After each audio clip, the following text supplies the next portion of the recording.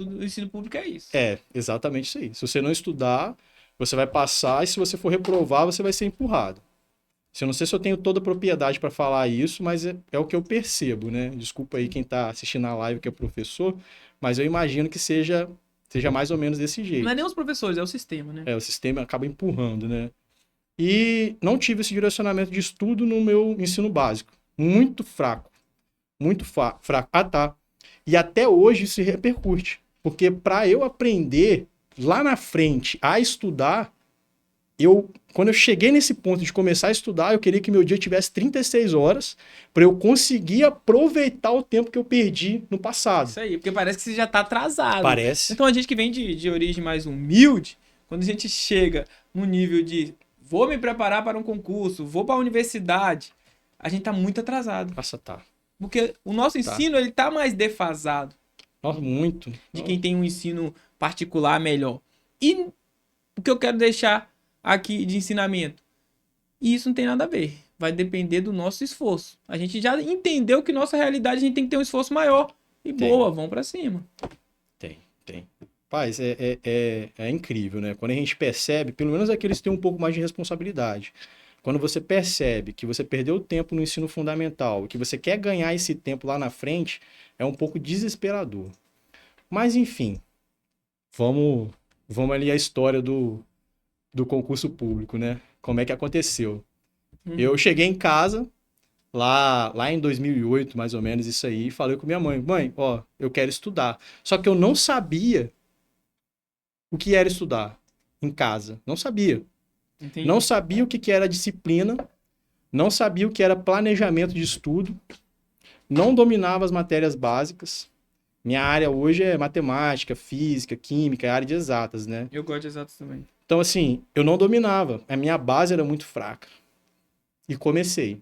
Eu lembro, Rafa, que eu comecei a estudar matemática estudando figuras geométricas. Por que figuras geométricas? Porque quando eu lia lá aresta, vértice, eu conseguia visualizar no desenho o que era uma aresta e o que era um vértice de um cubo, de um pentágono. Eu conseguia ver essas condições. Então, para mim, era mais fácil para entender. Então, eu comecei devagar desse jeito. Física, a mesma coisa. Começou Química, um processo mesmo. um processo. Só que assim... Mas como você teve maturidade para esse processo? Você já tinha virado a chave aí quando você entendeu que o mercado de trabalho você não queria? Essa virada de chave não foi uma virada de chave em 360 graus. Primeiro assim, foi 90, 180, 270 e depois 360 para completar a virada de chave. Primeiro eu entendi que eu tinha que estudar porque eu não tinha esteio, não tinha uma família forte, uma base forte para me direcionar para algum caminho, né? Mas eu tinha que fazer alguma coisa diferente. E o que eu, Paulo Vitor, o que eu podia fazer? O único caminho que eu, sem direcionamento de ninguém, percebi que eu podia chegar era o estudo. Rapaz, Paulo Vitor, observando isso, tal, a gente teve uma live com o Ricardo na sessão passada, na minha vida também, e tô vendo um pouco na sua vida. Eu acho que esse direcionamento nosso é de Não Deus. É de Deus, você entendeu? É. Porque Deus ilumina. Então, assim, e ele vê quem tá fazendo a parte dele. Então, se a gente estiver fazendo nossa parte querendo mesmo, eu quero. Primeiro você tem que decidir, eu quero. Quando você Aí tem, Deus quando vai você direcionar, tem, porque a gente não isso aí. tem ninguém pra direcionar. Quando você tem alguém dentro da sua família que deu certo e você olha pra ele ou essa pessoa olha pra mais você fácil. e fala, ó, Rafa, o caminho que eu segui é esse, faz isso. Poxa, você já andou 50%. Top. Mas quando você não tem, você olha pro lado. Poxa, por que meu vizinho conseguiu e eu não? O que ele fez diferente? Por que o meu colega lá da escola conseguiu e eu não? O que ele fez diferente? Então, essa virada de chave que foi vindo aos poucos, ela foi primordial na minha vida, né? Para começar a estudar, começar um planejamento, né? De estudo. Eu não sabia como fazer isso. E à medida que eu fui estudando, eu fui entendendo que eu não podia estudar de maneira desorganizada. Tive que fazer um planejamento, até mesmo porque eu tinha uma meta para bater, que era chegar no final do ano, passar no concurso público, passar em engenharia mecânica na UFES e passar num concurso público também. Porque eu tinha que me manter lá fora. Então eu tinha que bater essa meta. Você tinha duas metas. O Farias está perguntando aqui o que motivou você a estudar, que é essa parte que você está falando. Ah, tá. Então, o Farias, o que aconteceu? Eu falei um pouquinho antes. Quando eu acabei o ensino médio, eu fui para o mercado de trabalho. Quando eu cheguei no mercado de trabalho, Farias, o que aconteceu? Eu tive alguns problemas dentro da fábrica que eu trabalhei, né? Assim, foram 3 acidentes que eu sofri. E eu percebi também que o salário que eu ganhava naquela época ali, eu era auxiliar de técnico de mecânica. Aquele salário, depois que eu virasse técnico, ele não ia conseguir me dar o que eu queria. Para a meta de vida que eu tinha, ele não ia me conseguir promover aquilo. Então eu tinha que buscar uma outra maneira de conseguir proventos maiores. Entendeu? Então, assim, quando eu olhei para o futuro, eu vi que isso aqui, eu acho, assim, eu vou me tornar um profissional, vou ter uma profissão, vou ser um técnico em mecânica, porém, o maior salário que eu posso atingir, os maiores proventos que eu posso atingir nessa área são esses. Isso que eu pensei na época. E também fui motivado pelos acidentes, né? Foram 3 acidentes. Na época eu tinha 17 anos, mais ou menos. E, poxa, eu não queria aquilo para mim. Até hoje eu tenho no joelho, o Rafa, uma cicatriz da esmerilhadeira. Sério. Eu tava agachado, esmerilhando um tanque de ácido, de borracha, né? Polietileno. Cara, eu fiz um movimento ali, a esmerilhadeira sem proteção coletiva, cara. A calça, ela só encostou na calça. Abriu em cima do joelho, assim, em cima da rótula. Não pegou na rótula. Então, assim, respondendo Farias, foi o quê? Olhar pro futuro. Quando eu olhei pro futuro, sem pai, trabalhando como técnico em mecânica. O ambiente onde você estava crescendo. Exatamente, o ambiente onde eu morava.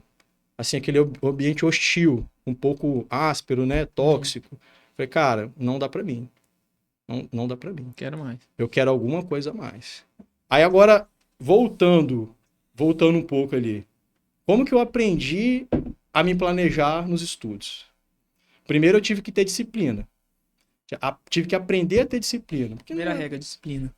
Porque o estudante de ensino médio, hoje, ele não é disciplinado. Ele não é disciplinado em chegar em casa e estudar 1, 2 horas todos os dias. Não aprendeu isso. Meu filho, eu tento fazer o máximo possível para que ele faça isso. Nossa. E ele faz. Assim, eu invisto nele tempo, não é investir dinheiro só. É você investir tempo de qualidade. Porque aquele tempo de qualidade vai te gerar uma pessoa melhor, uma pessoa de qualidade.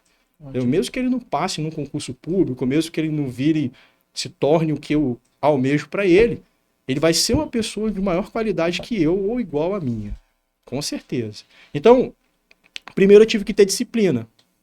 E segundo, eu tive que fazer meus planejamentos.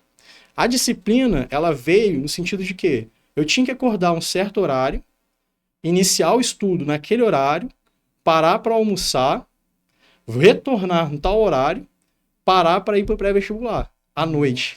Segundo passo, planejamento. Tudo tá no planejamento. E comecei assim. O planejamento, ele veio depois, porque eu não conseguia estudar a quantidade de matéria que eu queria estudar tudo. Mas logo depois eu percebi que eu não ia conseguir estudar português, matemática, física, química, história, geografia e inglês. Tava faltando direcionamento. Tava faltando direcionamento no planejamento. Então eu tive que dividir, escalonar isso ao longo da semana, para eu conseguir me planejar. Então o que eu queria? O concurso público, olha só, o concurso público, ele era da área de humanas, polícia militar. E a faculdade era da área de exatas, engenharia mecânica. Então como que eu consegui estruturar isso? Entendeu? Como que tinha que ser o planejamento? Qual dos dois era mais importante? Eu precisava de trabalhar para estar fora de casa, entendeu? Então, por isso que eu disse mais cedo que eu achava que o dia tinha que ter 36 horas. Quando eu consegui aplicar a disciplina, de estar acordando tal horário, iniciando os estudos, quando eu consegui fazer o planejamento, aí, meu amigo, eu peguei o feeling. Quando eu peguei o feeling, que eu entendi, eu lembro que eu estava lendo um livro de José Sampaio, Matemática, 2ª edição. Estava estudando funções. Cara, quando eu entendi o que era domínio e contradomínio, eu tô tendo a mesma sensação agora. Fiquei arrepiado, falei, cara, eu entendi. Eu sei que eu preciso movimentar o domínio para eu ter alguma coisa aqui no contradomínio. É a famosa frase clichê. O conhecimento liberta. Cara, eu entendi. Naquele dia, eu chorei. Nossa. Eu era um adolescente, era um homem jovem, naquele dia ali, em cima dos livros, José Sampaio, segunda edição, eu chorei. Porque eu vi que eu podia ter feito isso antes. E me odiei ao mesmo tempo. Porque eu perdi muito tempo brincando e atrás de colegas que não tinham direcionamento. Você entende? Não tinha uma pessoa para me pegar e...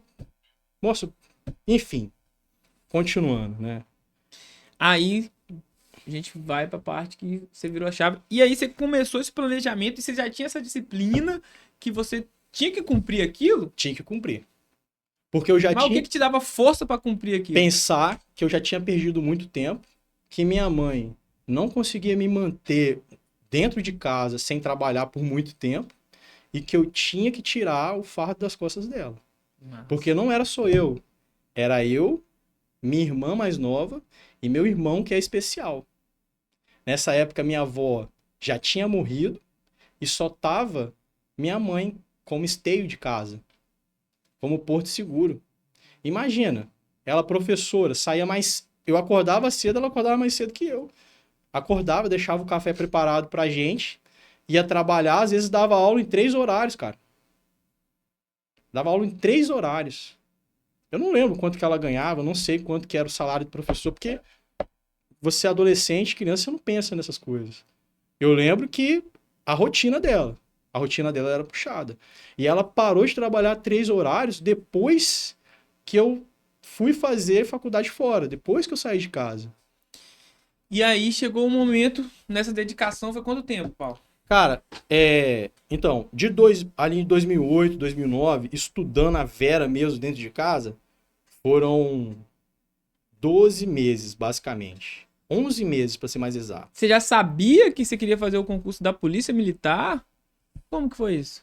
Não sabia que eu queria fazer o concurso da Polícia Militar. Mas você tinha alguma vontade de ser polícia, Então, algo nesse sentido? Aí que acontece? Na verdade, é uma história anterior. Quando eu estudava no ensino médio, eu estagiei no Corpo de Bombeiro. E quando eu estagiei no Corpo de Bombeiro, eu gostei do militarismo.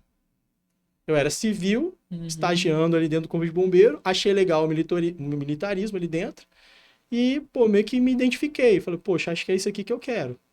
Só que na época, qual era o concurso que ia vir primeiro? Da PM. Da PM, da Polícia Militar. Ia ser o primeiro concurso.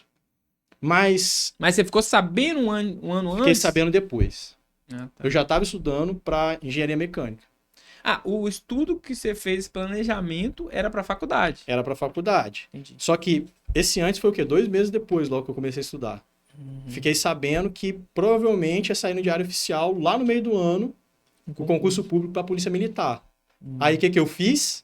Isso que eu vou falar agora, eu fiz lá na frente de novo. Procurei um policial militar. Massa. Fui conversar com ele, amigo. Perguntei na tora, quanto você ganha? Perguntei, quanto você ganha? O cara falou, opa, muito dinheiro. Pra mim, né? Muito dinheiro. Falei, caraca, bicho. E como é que é o seu trabalho? Eu trabalho 24 por 72. Como assim 24 por 72? Eu trabalho um dia e folgo 3. Caraca. É isso. É isso que eu quero. Porque vai dar tempo pra eu continuar estudando, entendeu? Massa. E fui na disciplina. De segunda a sábado, acordava às 7 horas. De segunda a sexta, acordava às 7 horas, parava de estudar mesmo às 17h30, mais ou menos. Às 18 horas já estava no pré-vestibular. E ia até às 10 horas. Chegava em casa, às vezes estudava alguma coisinha ainda e ia dormir. Dormia muito pouco, de 4 a 5 horas por noite. E às vezes dormia muito menos, porque em alguns momentos, principalmente quando eu estava estudando física, eu acordava no meio da madrugada e ia tentar resolver. Eu tinha aquele input. Acordava no meio da madrugada e ia tentar resolver uma questão que eu não tinha conseguido resolver. Quantas vezes... Acordava sozinho? Sozinho. Caraca. Quantas vezes minha mãe acordou, ligou a luz. Paulo Vitor, você tá estudando ainda? Falei, tô. Não, mas eu acordei agora. Vai dormir. Não, eu tô indo. Às vezes eu nem dormia, Mas cara. eu falei sobre isso, mano, semana passada. Na área do estudo, você tem que ser assim, velho. Você tem que ser... A delegada que teve aqui, a Geice, ela deixou muito claro que você precisa ser obcecado pelo que você quer. E eu falei sobre isso semana passada, que quando você, e no meu caso é business, é negócio, quando você tá envolvido no negócio, tá falando sobre aquilo, você dorme sonhando com aquilo. Às E vezes se você... precisar, você acorda pra você tentar resolver e fechar aquele ciclo ali, aquela Isso aí, ideia. isso aí. Só que naquela época você não tem todos esses conceitos. Não tem essa maturidade, Não claro. tem, não tem. Mas você acaba fazendo, porque é uma necessidade. É uma necessidade. Isso quando você começa a virar a chave. Quando você começa a compreender que, no meu caso, o único jeito de conseguir galgar e romper na vida era mantendo a disciplina e o planejamento. Sair, esquece. Esquece. Abdicando geral. Casa de parente, esquece. Ah, vai ter um evento, esquece. Parque de exposições, que eu gostava muito, né, de ir quando eu era adolescente, festa da Expo Linhares, né? Esquece. Não teve Expo Linhares pra mim nessa época. Não teve. Amigo, sumiram todos. Por quê? Chamava pra sair, fazer alguma coisa. Ah, vamos jogar bola, vamos treinar, vamos fazer alguma coisa. Sempre gostei de treinar, né? Não dá. Não dá, tô Tava estudando. nem treinando? Não, não tava nem treinando. Nossa, tem que abdicar do que Tem você quer no sim. momento. Então, que de você quer segunda a tudo. sexta era estudar o dia todo, sábado estudava o dia todo e domingo era o dia do descanso. Qual era o dia de descanso? É que nem no treino, é um descanso ativo. Você diminui a carga, mas continua treinando. Nossa. O que era para fazer no domingo? Era ler, leitura. Porque enquanto eu estudava, eu não tinha tempo de ler. Não tinha. Então eu pegava o domingo, para a mente ficar um pouco mais esparecida, pegava um livro, sentava ali debaixo do pé de goiaba lá, e ali eu ficava o dia todo. Eu lembro que o primeiro livro que eu li na minha vida, assim, quando eu comecei a estudar para concurso, foi Fortaleza Digital, do Dan Brown. Aí, ó, você que tá aí com 17 anos, 18 anos, o cara acabou de dar uma aula aqui. Essa live vai ficar gravada. E, tipo, não teve conversa, não teve meio termo. Não Ele teve. se dedicou de segunda a sábado e no domingo. E no domingo. Entendeu? Isso aí. Valeu a pena, Vitor? Bom, cara, valeu. Nesse primeiro momento... Vale a pena? Fala pra essa galera aí. Ah, vale. Porque foram, assim, 12, 11 meses de algo que eu me dediquei 100% e eu me dediquei pouco tempo. Algo que eu me dediquei 100% para eu conseguir outra coisa para minha vida toda. Os fins, os meios aqui justificaram os fins. Né? Melhorou de vida. Melhorei. Melhorei de vida, E aí, sim. você passou no primeiro concurso, mano? Então, chegando lá no final, fui botar a prova, né? O que eu tinha feito ao longo do ano. Como que você foi pra essa prova aí? Como é que foi isso aí? Rapaz, Qual sensação? a história foi e tal? engraçada, né? Primeiro, eu fiz o concurso da polícia. Primeiro veio o concurso da polícia. Fiz o concurso da polícia na escola polivalente, escola Poli 2, no Araçá, em Linhares. Eu lembro que foi uma redação e as matérias do ensino médio, na época não caía direito, né? Na prova. Mas eu fui fazer a prova, comecei pela redação, depois fui respondendo as questões. E eu lembro que quando eu saí da prova, eu tive que me vi... Eu tive que me vi saindo da prova em terceira pessoa. É como se eu estivesse fora de mim. Isso foi algo que eu me lembro No nitidamente. final da prova, você fala? Saindo, entreguei a prova, fui sair no portão da escola, como se eu estivesse me vendo em terceira pessoa, e eu sabia que eu tinha passado. Nossa, massa. É isso que eu queria saber. Eu sabia que eu tinha passado.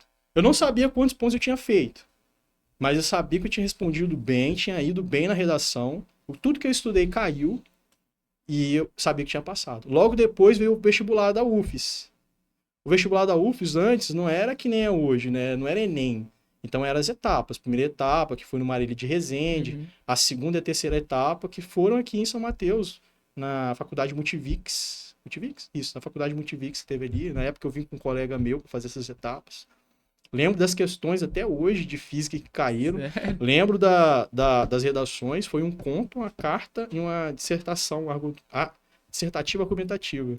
Então você teve um direcionamento, vou falar, divino ali mesmo, que você sabia que você ia se dedicar e que você ia ter esse resultado. Igual essa sensação é boa, que você saiu da prova já imaginando, rapaz, Deus, passei.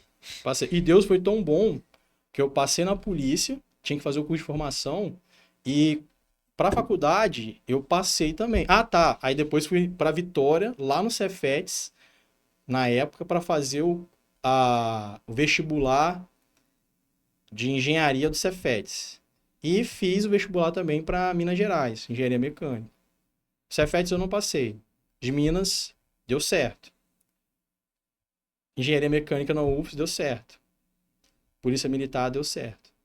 Então, o que aconteceu de bom? Que o vestibular da UFS, eu tive a opção de escolher entre começar no início do ano ou você ingressar no inverno. E se eu tivesse ingressado no começo do ano, ia ficar um pouco ruim para a Polícia Militar, porque tinha que fazer o curso de formação. Então, eu iniciei na engenharia mecânica no meio do ano e iniciei o curso de formação da Polícia Militar um pouco mais no começo do ano. Entendeu? Então, assim, ingressei ali, aí, cara, foi outro mundo. Havia estudo também, mas era mais a disciplina e o planejamento, não tão aprofundados como foram para passar nos concursos. Mas, assim, eu não sabia que esse era o primeiro degrau. Eu não sabia, nesse momento, que eu ia ter que aplicar todas essas técnicas de novo lá na frente para eu conseguir algo melhor. E hoje, se por acaso eu tiver uma reviravolta, sair daqui e tudo que eu conquistei até hoje eu não tiver mais, eu vou aplicar o mesmo método. E eu tenho certeza que em mais tempo ou menos tempo eu vou conseguir passar em outro concurso ou dessa vez conseguir empreender em alguma área. Muito interessante ouvir isso, que esse é o propósito do projeto Virar de Chave. As pessoas que não passaram no concurso ainda, que não entenderam que tem que virar essa chave, que estão se enganando ainda, fingindo que está estudando, ou estudando um dia e outro não, Fingindo que e está tal, estudando. entender que vale a pena, e quem está falando é um cara que passou em 2 concursos diferentes, que cada um mudou e melhorou a vida dele de uma forma inexplicável. Isso aí, demais. Melhorou muito. Massa. E aí você passou no concurso da Polícia Militar, tô vendo aí que você assumiu, foi pro curso de formação, acabou o curso de formação, já iniciou o engenharia. Isso. A engenharia na universidade. E como que foi a vida de polícia? Gostou? O que você achou? Cara, até hoje eu sinto saudade de trabalhar na polícia. Massa. Nunca trabalhei no administrativo, foi sempre na rua. Eu tinha um traquejo muito legal para trabalhar com a população. Envolver em situações de risco eram coisas que a gente se envolvia, porém, até onde dava. Aquele conceito de operacionalidade, para mim, era um conceito um pouco diferente, né? O que eu vejo como operacional? Pode discordar de mim se você quiser. Mas operacional, para mim, não é aquele cara que aborda e dá um tapa, um chute na pessoa que está sendo abordada. Não. Operacional, para mim, você pode ser operacional em qualquer área que você estiver trabalhando dentro da polícia. Se você estiver no Copom atendendo o telefonema, atende o telefone de maneira sagaz, pergunta, informação, para você passar para a viatura as maiores informações possíveis de maneira mais detalhada e que ele possa ser assertivo. Entendeu? Eficiência no trabalho, né? Para que ele seja efetivo no que ele vai executar. Então, o atendente foi operacional. O cara que está na viatura, se ele tem que fazer uma abordagem, se ele sentiu, se ele teve aquele tirocínio, aquela discricionalidade de passar por alguém e fazer uma abordagem, faça a abordagem. Não deixa passar suas 12 horas dentro da viatura. Até mesmo porque você tá ali para trabalhar. Com certeza. Entendeu? Então, eu era assim. Sair abordando todo mundo, à torta e à direita? Não. Não, existiam alguns critérios. Quais eram os critérios? Era preconceito? Não, não era preconceito. A pessoa que ia ser abordada, ela já tinha um perfil, tinha um modus operandi. A gente tinha, às vezes, alguma informação ou ocorrência que veio seguindo ao longo do dia. Mas, enfim, eu gostava e até hoje eu gosto da polícia. Só busquei um outro caminho porque, como eu fiz lá atrás, eu vi que pro que eu queria, a polícia militar já não me atendia mais. As minhas necessidades naquela época começaram a ser um pouco maiores. Por quê? Eu tive um relacionamento, minha esposa ficou grávida, hoje meu filho tem 13 anos, eu tive que comprar um carro, eu morava de aluguel, então tinha aluguel, casa, filho, prestação de carro, Às vezes, isso aqui que eu vou contar, eu não contei pra ninguém. Uma vez a gente pegou o carro e fomos pra Guriri, na praia, né? A gente tinha R$ 12, 12 reais no bolso. E meu filho, ao chegar na praia, ele achou R$ 50. Nossa, essa menina é de ouro. Ele achou R$ 50. Ele veio com a notinha assim, balançando. Ó, Jéssica, o que é aquilo? E ele veio, entregou pra mãe dele. Cinquentão. R$ 50. Falei, cara, não acredito. Viemos pra casa com esses R$ 12 que a gente não gastou. Com esses 50, paramos ali no Big Açaí, não sei se existe ainda aqui perto, né? Ele, picolé à vontade, passamos no Rondelli ali, né? Compramos a feira, o que tinha pra comprar, né? Com o restante do dinheiro e fomos pra casa. Massa. O Entendeu? menino já investiu aí no início. A história é engraçada, mas pensa para um pai de família, com filho pequeno, esposa, você receber o seu salário, pagar todas as contas e sobrarem ali para você R$ 12. Então, Puxado. essa era uma realidade que estava se transformando em uma constante na minha vida. Então, eu tinha que me abdicar de muita coisa. A minha planilha de gastos fixos e variáveis era uma planilha básica, só que eu não tinha muito onde fazer manobrar, Sim. entendeu? Porque Aí- o que entrava era muito pouco. Sim. Chega um momento, por exemplo, quem tá com 17, 18 anos, passar na polícia militar, passar no bombeiro, passar em qualquer concurso é muito bom, é o primeiro degrau para você melhorar de vida. Só que vai chegar um momento que talvez aquele ambiente, por mais que você faça muita coisa, não tem como você crescer tanto ali. E o que você precisa fazer? Continuar se dedicando, Isso aí. entendeu? Virar o jogo de novo, Isso aí. começar de novo. E como é que foi isso, mano? Só que aí... Quando você virou essa chave? Teve um momento que você pensou nisso? Então, o mais difícil foi virar a chave a primeira vez. Né? Na primeira vez foi mais difícil, porque assim, eu não sabia se ia dar certo. Mas na segunda vez, a história é engraçada. Tava aqui no IFES, em São Mateus já, aí um colega dentro da sala de aula tava mexendo com o contra-cheque dele, né? Naquela época, papel, né? Porque o smartphone mesmo foi depois de 2016. E ficou mais, a gente tinha mais acesso. E ele, com o contra-cheque dele na mão. Aí eu olhei aquilo assim, falei, amigo, você pode me explicar o que que é isso aqui? Isso aqui é o que você recebeu no mês? Ele pô, é o que eu recebi. Aí eu olhei assim, falei, pô, cara, tinha 7 vezes mais do que eu recebi na polícia ali. Ah, Tinha 7 vezes mais ali. Aí eu falei, cara, o que que você faz? Ah, eu sou operador de produção, trabalho na Petrobras. Eu, sério, me explica mais, fale-me mais. Falou sobre a prova, falou sobre a rotina de trabalho, falou onde é que ele trabalhava, como é que fazia. Aí eu cheguei em casa, computador, PCI concurso, fui lá, baixei uma prova. Olhei o conteúdo programático.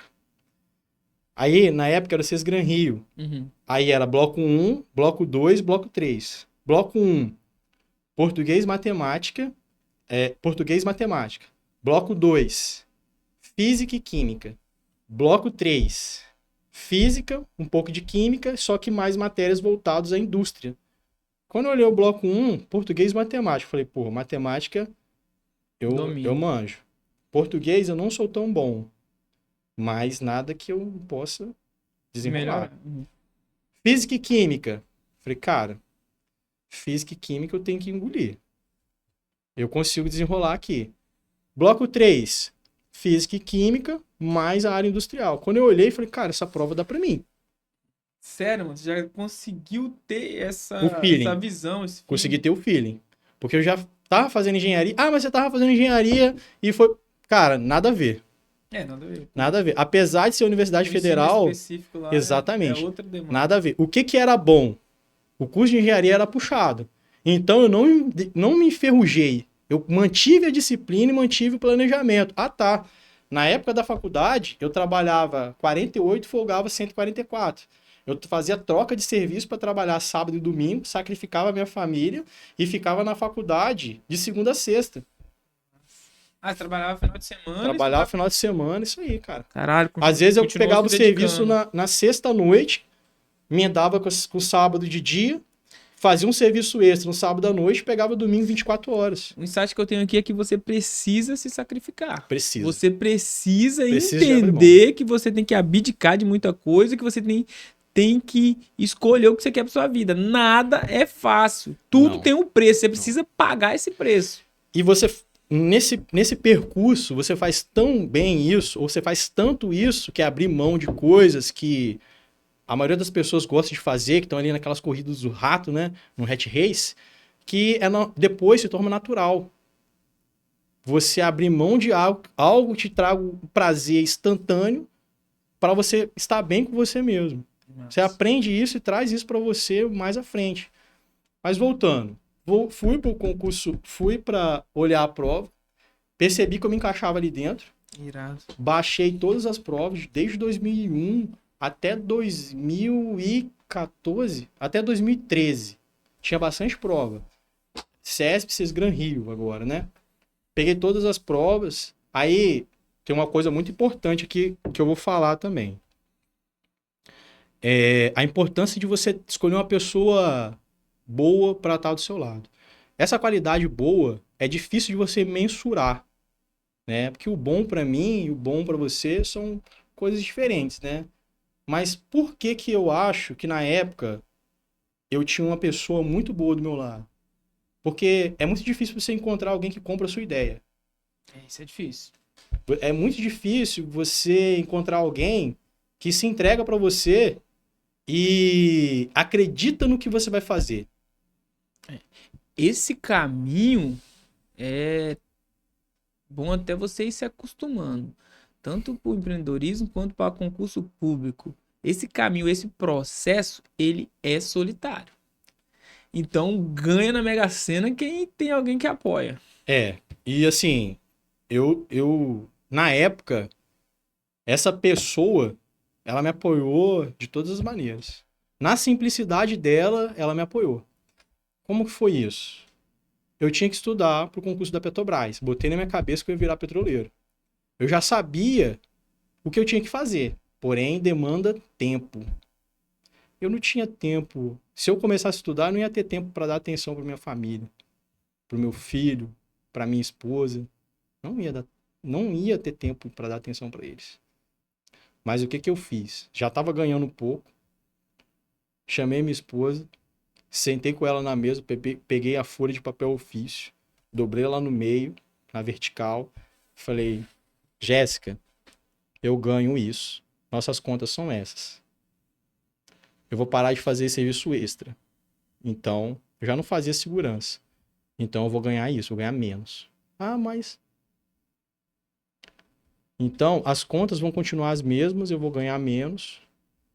E eu vou começar a estudar de novo em casa. Na faculdade, eu abdiquei de várias matérias. Eu lembro que eu reprovei algumas matérias porque eu não ia fazer mais. Essa foi uma parte um pouco difícil também. Ia passar só em uma matéria. Falei, eu vou passar nessa matéria, as outras eu não vou.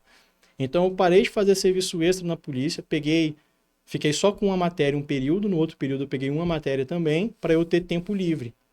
E continuei com a mesma estratégia na polícia, trabalhando os fins de semana e estudando de segunda a sexta, naquela pegada. E para concurso. Naquela pegada. Para a faculdade, muito menos. Você já sabia o que você queria. Já sabia o que eu queria. E você sabia que ia dar certo. Sabia que ia dar certo.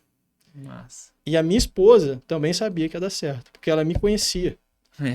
A disciplina para os estudos, para tudo. A disciplina foi o primordial. O planejamento vem depois. Se você tiver lá foco, disciplina e execução, que é a águia, o leão e o lobo. Vou falar da minha realidade. Se eu tiver que escolher um dos três, eu escolho o leão, que é a disciplina. Porque a disciplina me fez estar aqui hoje. Onde eu estou hoje foi porque eu fui disciplinado e quando eu quero alguma coisa eu sou disciplinado também.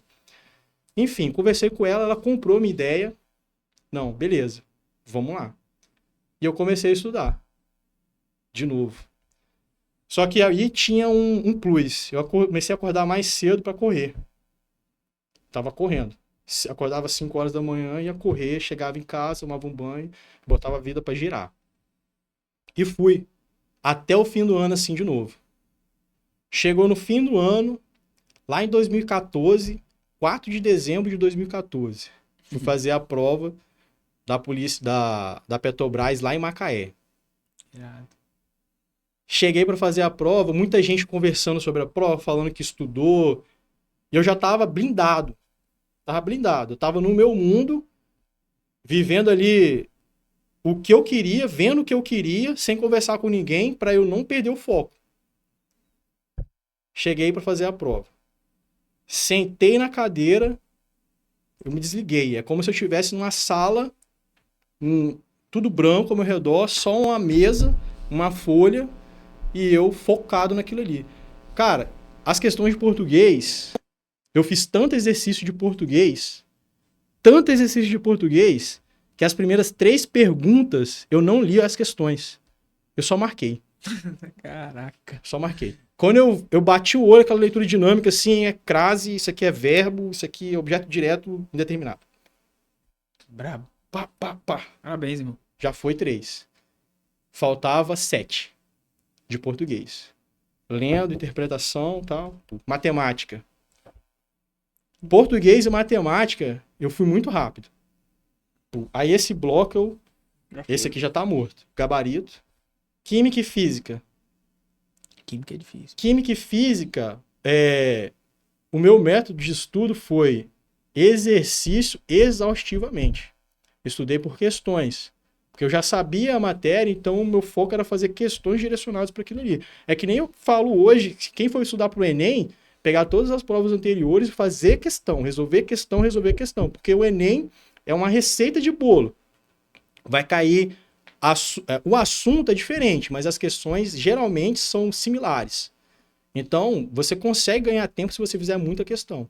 Então, química e física ali, eu destruí, cara.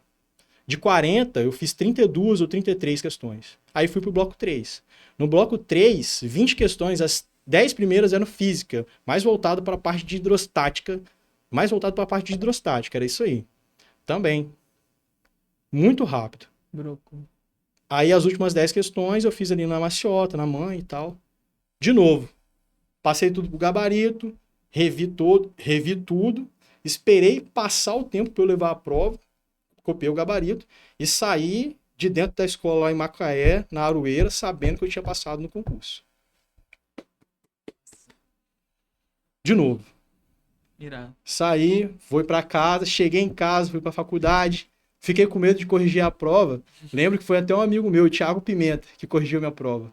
Ele acabou, falou, cara, você passou. Não tem como com essa nota você não ter passado. Eu falei, Thiago, eu acho que eu passei, cara, mas vamos esperar um pouco. E isso era em 2014.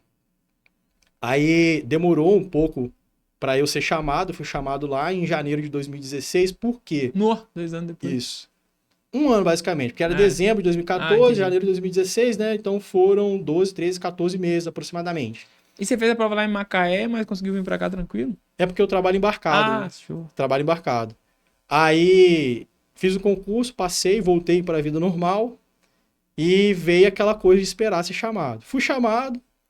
Quando eu saí da polícia, né? Devolvi a arma, colete, essas coisas. Tive algumas intempéries, né, na saída, né? É difícil, por isso não deixa você sair, né? Galera, e se entrar na polícia, não pensa que você vai sair fácil, não. Caraca, tem 5 jeitos de você sair da polícia.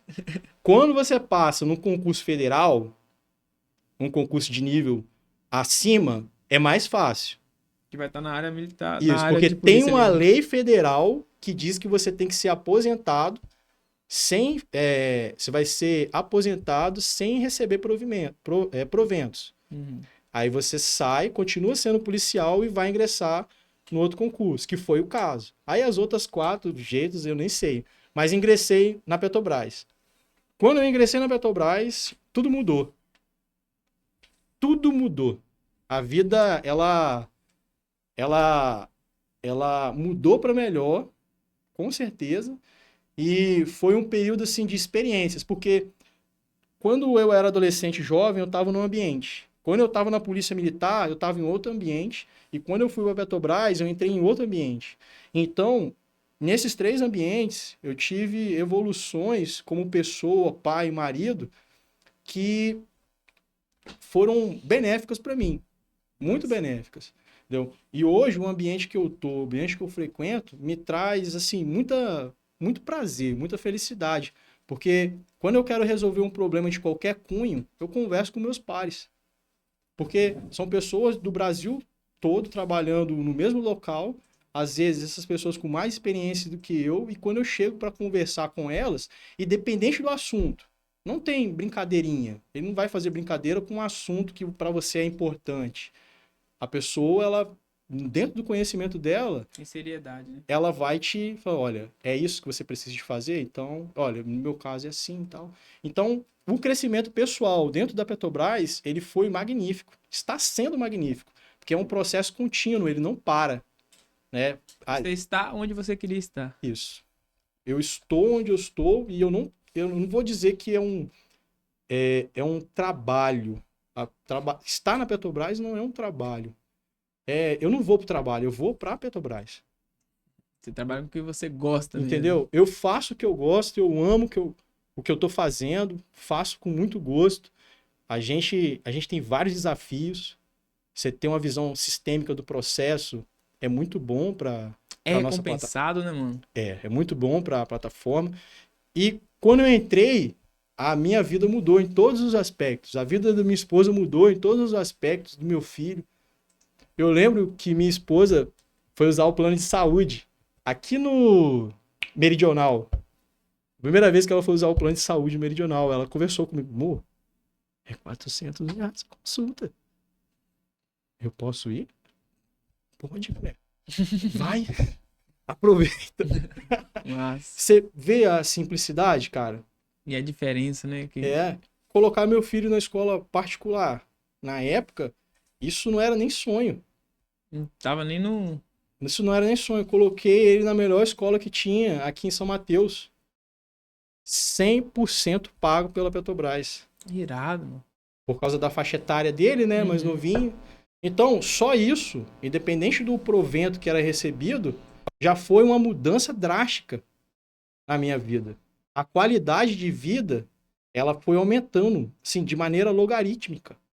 Para mim e para minha família. Até o momento que isso foi internalizando, se tornou normal, e a gente sabe, nós sabemos o quanto nós somos gratos à Petrobras. Ah, mas você estudou, passou no concurso e tal. Sim, eu estudei, eu tenho mérito. Mas a empresa, ela é uma excelente empresa. Ela cuida muito bem de mim e da minha esposa e do meu filho. Então, eu me entrego no meu trabalho. A recompensa é grande, né? Eu me entrego. Quando me ligam no domingo, quando eu tô em casa com minha família, me ligam no domingo, Paulo, você pode vir trabalhar nessa terça-feira? Eu viro para minha esposa e falo, meu bem, posso ir trabalhar? Ela, vai. Então, assim, até hoje existe essa cumplicidade, né? E estando lá, à medida que o tempo passou, já tem 8 anos que eu tô lá. À medida que o tempo passou, as coisas não param de melhorar. Sempre melhorando. Graças Sempre a Deus. melhorando. Vem desafios novos. Não existem problemas, são desafios. A gente quebra esses desafios em desafios menores, divide para cada pessoa, faz um alinhamento e a gente entra numa sala de guerra, define como vai ser feita uma manobra. Existem erros também, né? Ninguém faz nada sozinho, a gente trabalha em grupo. E assim, para mim é revigorante. E ir para a Petrobras é revigorante. Massa, mano. Parabéns, parabéns. Paz, tem o Luan aqui. Ele tá chamando Grande 21. 21 é o que? Era o nome do curso? 21 foi uma história que aconteceu no início da faculdade, né? Eu lembro que a professora... Pera aí, antes de você contar, deixa eu colocar aqui, ó. Júnior colocou aqui, esse cara é motivação pra mim. Acompanho ele já faz um bom tempo. Mestre. Vai lá, pode falar aí do 21 e depois tem outra pergunta aqui. Tá. Então, o 21 foi o seguinte, cheguei na faculdade, aí a professora pediu pra gente se apresentar, né? E todo mundo tava falando o nome onde morava, né? Aí, ela tava aqui em São Mateus, né? Aí eu não sei porque que ficou engraçado, mas eu falei, pá, meu nome é Paulo Vitor, eu sou de Linhares e tenho 21 anos. Aí a galera, uai, você tá em site de relacionamento? Que isso? Tá falando sua idade por quê? Você acha que o professor vai te dar amor? Eu falei, não, cara, só tô falando minha idade. Então ficou 21 do começo do curso até o final. E assim, eu não ligava, então a galera chamava de 21, eu respondia, e assim vai indo, entendeu? Tá bom, melhor que 913, né? É, melhor que 913. Conta aí do colete que você iria pegar para mostrar em sala de aula. Acho que melhor não. Não acho melhor não. Foi o Luan que perguntou, né? Luan. Não. Vou contar essa história não, porque eu não quero causar inimizade. Deixa em off. Mano, vamos lá. Hoje você deixou até uma expressão bacana sobre o que quem se dedicar para a área da Petrobras, principalmente quem está fazendo engenharia, está fazendo curso técnico e tal, vai encontrar lá. Me conta aí um momento bacana que você gostou bastante na Polícia Militar e depois a gente traz para a área da Petrobras também. Um momento que você não esquece, um momento que você quer contar, ou pode ser algo inusitado aí. Assim, na polícia, não, o momento bacana foi em Soretama, em atendimento a uma ocorrência. Eu lembro como se fosse hoje, né? A gente tava aí um colega, o falecido Horácio, trabalhando na viatura, né? E a gente sempre fazia a mesma rota de madrugada. Sempre fazia a mesma rota. Ele tava dirigindo, passando ali pela Vista Alegre, né? Aí eu falei, Horácio, vamos curvar aqui. Aí entramos à esquerda, né? Antes de entrar na Vista Alegre, sentido para quem vai para BR. Entramos à esquerda, descemos para a região norte. Aí lá na principal, perto de um bar chamado Cinco Estrelas, nós entramos à direita. O giroflex estava desligado. Isso de madrugada. No começo da madrugada, né? Já era mais de meia-noite. E veio uma senhora correndo no meio da rua, distante, quase lá no horizonte. Eu falei, Horácio, liga o giroflex e aperta o pé aí pra gente ver qual é daquilo ali. A gente chegou perto daquela senhora, eu, assim, lembro nitidamente. Ela falou, olha, acabaram de sequestrar minha filha. A gente estava vindo de uma festa no Dalvo Loureiro, festa de igreja, e sequestraram minha filha. Aí eu me disse, explica, entra na viatura e me fala aí como é que sequestraram a sua filha. Aí ela foi um cara assim, assim, assim, botou uma faca na costela dela, tapou a boca dela e mandou eu ir embora. Pegou ela pela boca, né, e puxou ela. Aí fomos até onde aconteceu o fato e ela falou, olha, eles desceram aqui. Em Soretama, quando você vai para a região norte, dentro da cidade ali, você vai para um lado dos eucaliptos. Então a gente já tinha na mente que a intenção dele era ir para aquele matagal, atravessar e se tiver que fazer alguma coisa com a menina, né, ir pro eucalipto. O nome da menina, Jéssica. Não, sua esposa. Exatamente, Jéssica. Aí eu falei, Horácio, pelo tempo, não deu tempo dele chegar lá ainda. Liga o giroflex, a sirene. Ele ligou a sirene. 1, 2, e a gente já tava descendo em direção onde ele tava indo. 3 vezes, fomos indo até onde a viatura não dava mais. Contamos mais ou menos o tempo, falei, não deu tempo dele chegar aqui ainda. Essa ocorrência foi Deus. A menina ali, sei lá, entre 14 e 15 anos, aproximadamente na época, e 2 policiais passando por uma rota que eles não passavam. Você entende?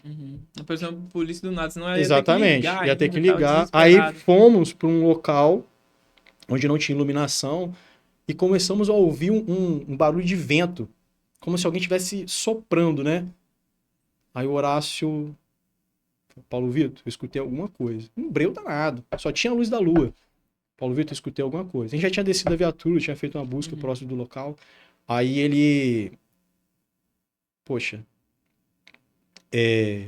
eu escutei, cara, vamos voltar. Aí voltamos. Só que nós voltamos, ficamos parados num ponto onde o Horácio já tinha visto o cara com a faca na menina que estava entre uma casa abandonada e um muro. Quando o Horácio falou comigo, Paulo, ele tá ali. É só virar. A gente virou. Viramos e vimos o cara, encaramos o cara. E o cara com a faca na menina. Uma situação muito inusitada. Olha, não vou atirar, vamos ficar aqui nesse impasse até acontecer alguma coisa. Mas o impasse não durou 30 segundos. O cara empurrou a menina. Quando ele empurrou ela, Eu chamei ela pelo nome, eu falei, Jéssica, vem pra cá. Vem pra cá. Ela veio, o Horácio pegou ela. Quando o Horácio pegou ela, o cara tava iniciando o pulo no muro e... Tomando fogo. Exatamente. Abrimos fogo ali. A gente viu ali o rastro de sangue depois, mas não encontramos o cara. Procuramos no hospital, ligamos para o hospital para ver se tinha dado entrada e tal. Mas salvou a menina. Pegamos a Jéssica. E aí? Pegou ela no colo, fomos em direção à viatura. Eu lembro que ela abraçou a avó dela, levamos para a companhia para fazer a ocorrência, né? Conversando com ela, sozinho, eu falei, Jéssica, me explica o que aconteceu. Aí ela contou que quando eles estavam vindo da festa, esse cara chegou nela, colocou uma faca nela, mandou a avó dela embora. Quando eles começaram a descer em direção ao matagal, a intenção dele era estuprar ela. Nossa. Ele não queria roubar, queria estuprar ela. Quando eles começaram a descer em direção ao matagal, eles ouviram o barulho da sirene. Quando ele ouviu o barulho da sirene, ele se escondeu e ficou parado e mandou ela calar a boca. Ela viu a gente passando. E ela que fez o barulho de vento. Assoprando no nariz. E o Horácio ouviu. Tudo Deus, cara. Tudo. Ele colocou a mão. Ele que deu a ideia pra gente curvar naquela rua. Ele que... Colocou os anjos guardiões dele ali. Ele fez tudo. Porque se não fosse ele, teria acontecido o pior. E graças a ele não aconteceu o pior. Nós fomos só ferramentas ali que fomos utilizados pra salvar a Jéssica. Massa, parabéns. Irado. História. Na polícia tem dessas histórias. Irado, mano. Extrapolamos aqui já o horário da live. Cara. Se der, a gente fica até de noite. Que bom que você veio antes, a gente conversou o dia todo. Dá pra gente economizar aqui. Cara, tem muita horário. coisa pra contar. Se for pra entrar nos pormenores aí dessa história de planejamento, segmento, ambiente que você vive, ambiente que você trabalha, como você pode virar a chave, tem vários métodos para você aplicar, tem muita coisa que um adolescente que não tem esteio, não tem um porto seguro, ele pode fazer. Vários direcionamentos, alinhamentos. Não é só, vira a chave, disciplina e planejamento. Não. Não é. Eu já vou deixar aqui, fazer uma pergunta para você, Paulo. Gostei bastante da sua história. Igual eu falei, fiquei surpreso e, assim, eu falei no início da live, mas a sensação foi essa, cara. Inspirador pra mim também, você entendeu? Inspiração, você tem a história de inspiração, mano. Parabéns. Valeu. Irado. E, assim, uma história diferente já de todas as lives aqui, tá? Que a gente já teve. Sério? Todas as lives foram excepcional e a sua, Porra... Gostei. Tá de parabéns, mano. Aí isso me dá um prazer em estar fazendo esse projeto virar de chave, tá fazendo esse papo de polícia, porque se você tá contribuindo na minha vida, imagine na vida de quem tá assistindo. Você entendeu? Assim, espero que tenha contribuído bastante, porque é difícil quando você olha um adolescente, um jovem, que você olha e percebe que a perspectiva ele vai estar dentro das estatísticas não muito boas. É isso. Eu falei isso hoje de manhã na academia com um amigo meu. Isso traz uma tristeza muito grande. A gente precisa olhar, eu chamei essa galera que está iniciando de júniors, olhar para os júniors. Até porque, por exemplo, os sêniors são poucos.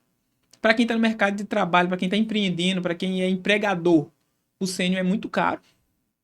E são poucos. Entendo. Se a gente não cuidar do júnior, de quem tá começando, precisa virar a chave, entender que ele tem que ser comprometido, pô. Se é para estudar, não, vou trabalhar na empresa do Rafa Alves. Eu vou ser comprometido, eu vou dar resultado, eu vou crescer ali dentro da empresa, eu vou ajudar ele a crescer a empresa dele. Isso aí. Que vai ser uma empresa nossa, você entendeu? Entendo. Então, a gente precisa cuidar desses júniors. E a gente tem conteúdo para isso. E eu já deixo um desafio, eu falei com o Ricardo na última live. O Ricardo é movido muito a desafios. Eu também gosto de desafios. Deixo um desafio e um pedido para você. Se um dia a gente consegue fazer uma aula de planejamento e disponibilizar aqui para essa galera. Consegue. É só saber o objetivo. Não tem nada que a gente não possa planejar. E só lembrando, todo planejamento sofre alteração no meio do caminho. Então, assim, você tem que ser flexível, né? Você tem que ser flexível para você manter o seu planejamento e fazer alterações que te façam você seguir aquele caminho o mais fidedigno possível. A palavra seria ser resiliente, né? Você conseguir absorver energia sem romper. Mas se adaptar, né? Se A cada adaptar momento. às condições. Irado, mano. Parabéns pela sua história. Parabéns mais uma vez. Já deixamos aqui gravado. Perguntei na live porque você tá devendo agora uma aula de planejamento pra minha galera aqui, pros meus seguidores, pra quem tá Beleza. acompanhando aí o projeto Virado de Chave. Vou te procurar pra cobrar. E galera, muito obrigado aí pra quem acompanhou. Pra quem não acompanhou, vai ficar gravada aqui essa live. A gente vai soltar no YouTube também. Essa live vai ficar aqui no feed. Vou soltar em collab com Paulo Vitor aí, pra quem é de Linhares. Envie essa live para quem tá precisando virar a chave. Quem tá estudando aí, tá se dedicando, tá na área técnica, tem que ouvir a história do Paulo Vitor. Irado, parabéns mais uma vez, mano. Obrigado. Deixa aí suas considerações finais aí pra galera. Cara, assim, o que eu tenho para dizer para os jovens é, assim, cuidado com o ambiente onde vocês estão, né? Você sempre vai ser a média das 5 pessoas com quem você mais anda. Se você estiver andando com 5 empreendedores, com 4 empreendedores ali, 5 você vai ser o 5º empreendedor. Se você estiver andando com 5 estudantes, você vai ser o 5º estudante. Então, assim, o ambiente que você está, ele influencia muito você, ele te traz uma influência externa muito grande, né? Apesar de você tentar, às vezes, sair de um cenário em qual você se encontra, o ambiente, ele tenta te deixar naquela condição. E se for uma condição confortável, você vai ficar naquela condição confortável. E para quem está seguindo, está no caminho, está estudando há 1, 2 anos. Ah, mas você estudou pouco tempo, conseguiu. Eu sou eu. Cada um tem sua particularidade. Eu tenho dificuldade em estudar. Então eu tenho que me dedicar muito. Eu tenho que me dedicar muito.